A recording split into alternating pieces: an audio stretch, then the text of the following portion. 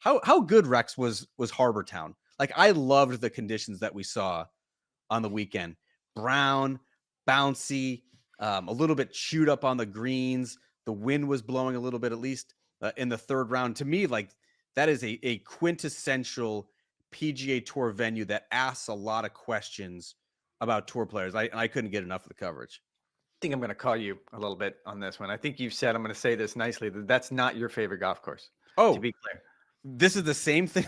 This is the same thing with TPC Sawgrass. Once again, another Pete Dye design. If you're keeping score at home, in which I hate to play it personally, but I love to watch the game's best players try to navigate the golf course and the challenges and the questions that they're asked. Like, you never see PGA Tour players have to work it both ways, both directions, repeatedly throughout the course of a tournament round. In Harbour Town's asking you to do that basically on every single hole.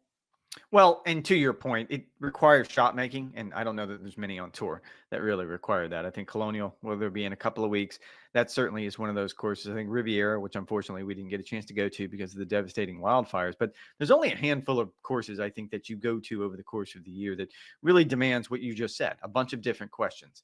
And we saw it from the different players where you're having to be creative, hitting out of the trees. Even if you're in the fairway, a lot more times than not, you're blocked out by a tree one way or the other. And it is fun to watch. I'm with you. It's exceedingly difficult. I would recommend anyone who wants to go to Hilton Head to play just an enjoyable round of golf. That's probably shouldn't be your first stop. It's a bucket list place, but no, I certainly see what you're talking about. As far as the conditions go, on Tuesday, I was talking with someone from the tour agronomy staff.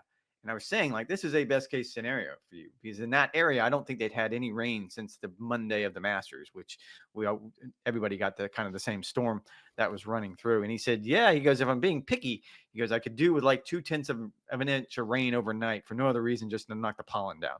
But that was the only thing that he wanted because you're right. That's about as close to brown and bouncy and true links course as you're ever going to get at Harbour Town. And I think the reason, and we're going to get into this later, that guys like going there so much the week after the Masters is more so because of the golf course and the vibe of the community, more so than it being a signature event. And look, there's obviously some architectural design elements to Harbour Town that makes it such a great test for the elite player. But a lot of times it comes down to the conditions that the players are going to face.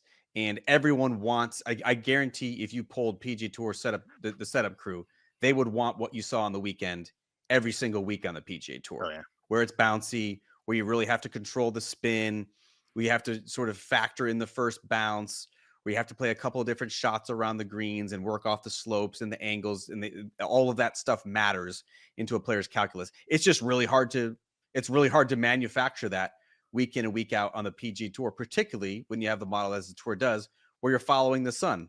And when you follow the sun, in late spring and the summertime, it's going to be really warm, it's going to be really humid, and more often than not is going to rain during the tournament week. And that does not facilitate conditions that are firm and bouncy and more fun for the viewer. So I feel like we should be cherishing and relishing the experience that we had at Harbour Town, because I'm sure in a month's time, when we're seeing these rain-soaked venues with just tall grass and soft fairways and soft receptive greens, like, we're going to be kvetching that PGA Tour courses are not playing tough enough.